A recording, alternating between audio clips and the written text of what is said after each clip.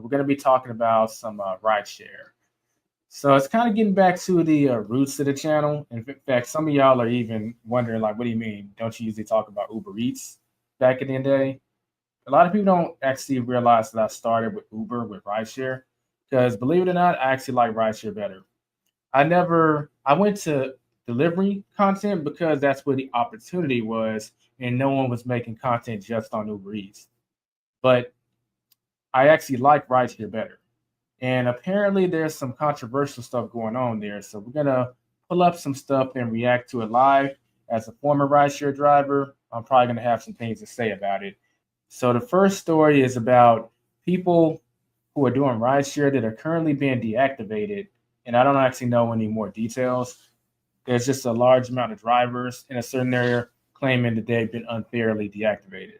Let's go ahead and pull that up, see what they have to say, and then I'll give my thoughts on it.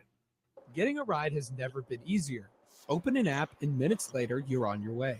But some Chicago drivers say their work has never been harder, thanks to a city law that allows Uber and Lyft to fire them without warning. Over the past 5 years, more than 20,000 Chicago rideshare drivers were deactivated, suddenly unable to drive for the apps.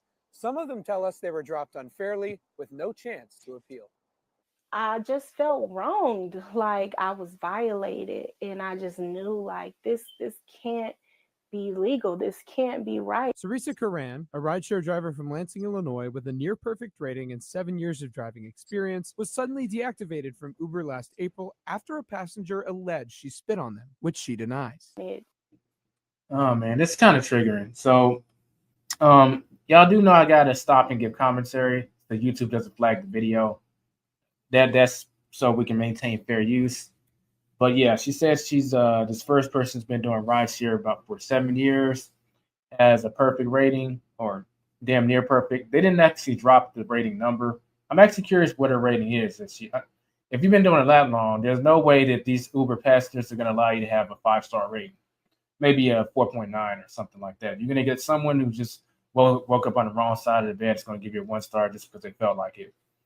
But she's saying she got deactivated after all that time. Now, I say this, and it really hurts me to say this. I don't know the context of what happened yet, but we got to realize as drivers that this whole independent contractor like loophole that Uber and Lyft are using, it just makes it so easy for them to just deactivate you. So you never want to put all your eggs in like this one basket. And if you're going to, don't do it anymore like full time anymore than a year. Like she's been on there for 7 years, and there's a lot of people in her position. Okay, it's not just her. I really, really, really want people to stop relying on these apps for full time income on a long term basis. There was a situation where I was doing a Uber Eats like years ago for like a full 9 months full time, but it had a purpose. I needed to bring in the money and stay off the 9 to 5 long enough to build something. And then that something started taking off. And that the moment it started taking off, those Uber Eats hours started getting reduced to the point to where like the reason I was still doing it is because I wanted to gobble up audiobooks. It wasn't so much for because I needed the money. So don't stay in this industry so long. Let's go ahead and keep going on what they're saying. Changed my life, turned my world upside down. The single mother of 4 was also dropped from Lyft just 2 weeks later, despite the company acknowledging in a letter to Karan it had no information about the underlying incident. The dual deactivations were tied to a Chicago law, leading to what some call blacklisting. If a taxi driver is accused of a violation, the city holds a hearing to determine whether their chauffeur license should be revoked, but no clear-cut protection for rideshare drivers, who can be deactivated immediately after an accusation. That deactivation leads to the suspension of their chauffeur license, and in Karan's case, her livelihood, gone overnight. My car was repossessed, almost lost the house. I just didn't have any income. Last November, Karan filed a lawsuit against Uber, Lyft, and the city of Chicago over lost wages and an alleged lack of due process. Another driver dropped with little warning. J.C. Muhammad says he was unfairly deactivated from Uber after a passenger complained about his driving. Hold on, before we go on to this guy, he's kind of commenting on the woman that just had the lawsuit. They didn't share if she won or not. I'm probably assuming she probably didn't, based on the laws, but I've said this several times. Rideshare drivers and gig workers and delivery drivers, ultimately another category needs to be made because they're not really independent contractors. When you look at what a real independent contractor is, they're not an independent contractor. I don't honestly think they're an employee either. There's something in between a freelancer and an employee. That's why I say just have a section that's called dependent contractor. We take some of employee and some of freelancing. But yeah, let's go ahead and hear what they have to say about him. He remembers that trip well. I had a customer complain because she was trying to get to the airport and she wanted me to break traffic laws and do some extra legal things to get her there. And I, tried to get her there as fast as I could, but she was unhappy with that. The day after, he received an email stating your account has been deactivated. I think the problem with these companies who hire drivers is that they don't really give quite often any specific information about why they deactivate drivers. Mohammed now. Did he have a dash cam? Okay, here's what I would do in that situation. Not to say that he didn't do it, I don't know. But if you have a dash cam, which it's insane to do rideshare without any dash cam. You can make the case for delivery too, but I can kind of understand if you are doing deliveries without a dash cam. But rideshare, if people are going to be in your car in your private space, there's always the chance that they're going to act a fool. And I would categorize this woman as acting a fool, telling him to break traffic laws to get her to the airport on time because she was apparently running late. If he had a dash cam, he could have immediately sent that footage to Uber, showing that she's basically saying, "Hey, get me there as fast as possible, break traffic laws," and he's showing that he didn't break any traffic laws. Then Uber would have the context, and maybe they would not deactivate him, or they might reactivate him if how can I put this? If he submitted that footage, it would give them the best case to get reinstated, given that she was making that kind of like trying to get him to break traffic laws, which is obviously illegal. But it sounds like he didn't have a dash cam, and that dash cam could be a make or break in a case like this. So before you even think about rideshare, get a dash cam. For those y'all don't know, a dash cam is one of those things you attach to your car, the inside of your car, and it's recording you and the passenger. And let them know you could have one of those stickers on the outside of your car that says "Smile, you're on camera," and they'll just be less like. Here's a question for y'all, and let me know this in the chat. Do you think she would have even been saying that stuff if she was being recorded? Yeah, if she was being recorded, would she even be talking about you need to break traffic laws and stuff like that? I don't even think it would have came up. She probably would have sat there just looking like irritable, but she couldn't get mad at the driver for not breaking the traffic laws since it wouldn't have came out of her mouth. I'm just saying. Let's keep going. What's up, everyone? Hopefully you're enjoying the material that you're watching right now at this moment. Most people in today's world want to make money on their own terms. They also want the standard American dream that we've all been sold. For the most part, that entails getting a house, setting yourself up for retirement, and having a decent investment portfolio. That's cool and all, but have you ever asked the question, why exactly is there support to have all that stuff as an employee, but not as someone who's a freelancer, a business owner, or someone who's self-employed? I've asked that same question too. That's why I've decided to start the Self-Made Business Academy. Unfortunately, when you decide to go into business for yourself, there's not as many resources that I would like to see helping you facilitate that transition. We often have so many questions such as, how are we going to get our leads for business? How does marketing work? And what are the tactics and strategies that will work best for my personality type? And finally, while most people would desire to get a house, the process for qualifying for a mortgage for a house or even a higher tier apartment in the middle of downtown is different for someone who is self-employed versus someone who works a job. If you want support through all these endeavors and more, I would encourage you to join the Self-Made Business Academy. By joining the Self-Made Business Academy Pro Group, you'll get access to all current existing courses as well as future ones, access to our PDF library and frameworks, workshop replays, and all playbooks. In addition to this, you'll be able to join our weekly office hours where you'll get to talk to me about some of the issues you may be facing as a self-employed person once per week. You'll also get access to live webinar training events and invites to in-person meetups if you're in the Dallas-Fort Worth area, and early access to new products. So if you've left the 9-to-5 or you aspire to leave the 9-to-5 one day and you want to know not only how to survive in this world of being self-employed, but also thrive in the process, join the Self-Made Business Academy today. Click the link in the description to get started. Now, let's get back to the broadcast.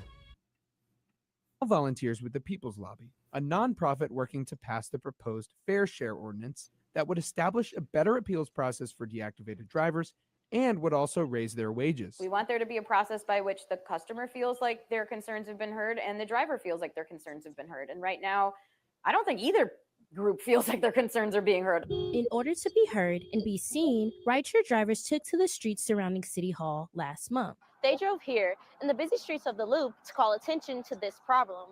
Rideshare drivers' jobs disappearing from beneath them, and we learned that these drivers have little chance of ever getting their jobs back. A Freedom of Information request filed by DePaul Center for Journalism, Integrity, and Excellence found that of the 20,000 drivers dropped off the rideshare apps since 2019, only 3.7% were reactivated. The law. I can see that if you get deactivated from Uber or Lyft or really any of these companies, the chance you're getting reactivated is extremely low. Now that 3.7% she mentioned, or 3 point whatever percentage she gave, it's a low percentage. It is going to be those people usually who are fighting. They submitted the dash cam footage. They built a case, and Uber in return got the information they needed and decided to reinstate them. I guarantee you, Uber didn't just do it for the sake of doing it. Those drivers put in the work to make it happen. That's why, once again, you need a dash cam. I also want to say that if y'all could like the video, give a thumbs up for the video for the YouTube algorithm. Greatly appreciate it. And of course, don't forget to subscribe if you're new. What's up, Donald? Great show. I'm learning a lot. Hey, I try. I'm glad that you learned a lot from the show and what the information that's being provided. Okay, let's see. What else do I have to say? I will say this. It looks like they're pushing for something similar to what Washington has, Washington State. If I remember right, they have something like this where essentially they have protections for drivers, and they also have like a minimum amount they have to be making per hour. And if they don't make it, the companies have to make up the difference. There's a name for it. I just don't know what it's called. And in California, they still have the Prop 22 where they have to get paid a certain amount. And if they don't get paid a certain amount per active hour, if they don't make that money in that hour, Uber has to supplement that income and bring it up to a certain amount every 2 weeks, which is cool. So they're pushing for something like that here. That's what it looks like. Law specifies categories for deactivations, some being serious, such as sexual misconduct, DUI, and other illegal acts, while many deactivations fall into a category that some criticize as vague. I'm getting calls from hundreds of Uber and Lyft drivers.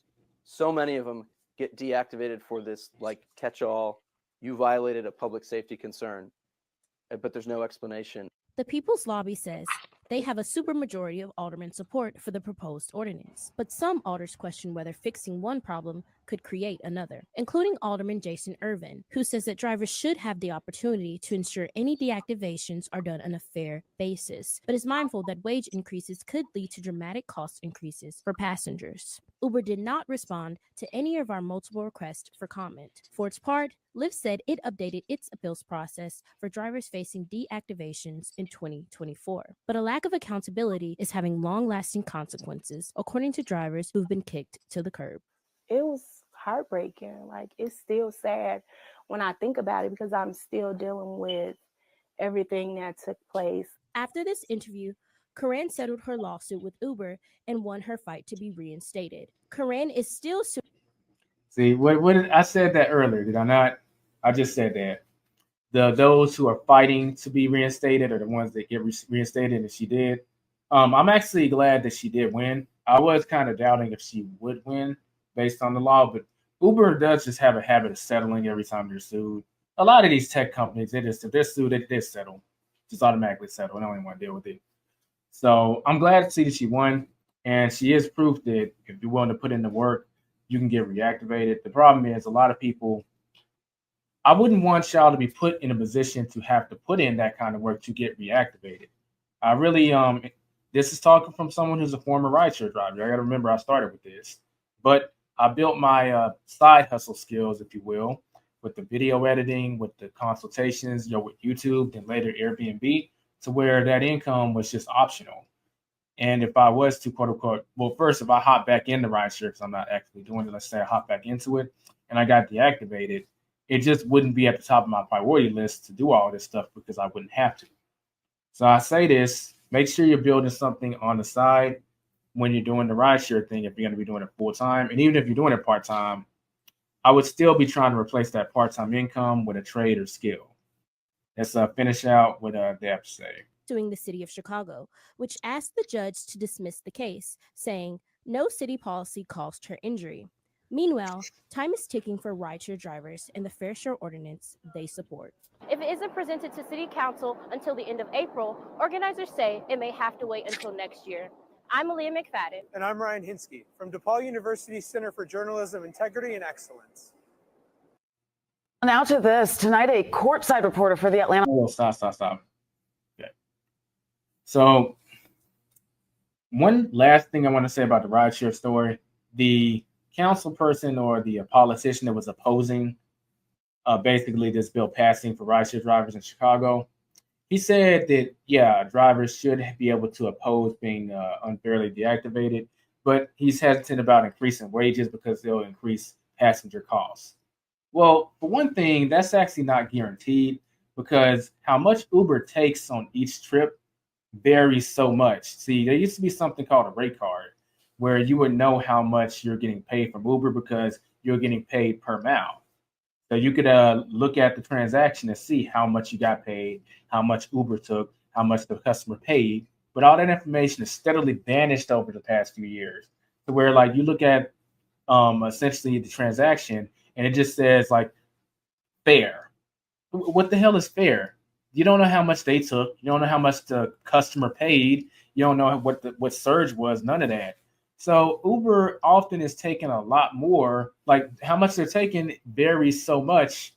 Like they might take 20% one time and 10% another time, and there's no real way to contest this and say, well, are they taking this much? Because it's not disclosed. So for all we know, Uber could be taking a lot more than they need to and just pocketing the difference. And if this law was introduced, then that's essentially just giving that money that should go to the driver back to the driver. You see what I'm saying? And even if it did raise rates for passengers, you know what? I'm gonna say this. This is where I'm biased as a former rideshare driver. I don't think that's such a bad thing. But at the end of the day, if drivers aren't been, there is no Uber service without drivers. So if they're not well taken care of, that's a problem. So that means customers have to pay more. So be it. I don't think they would have to, based on what I said. I think Uber's take rate is too high in the first place because we don't even know what it is because it's not even disclosed on the rate card anymore.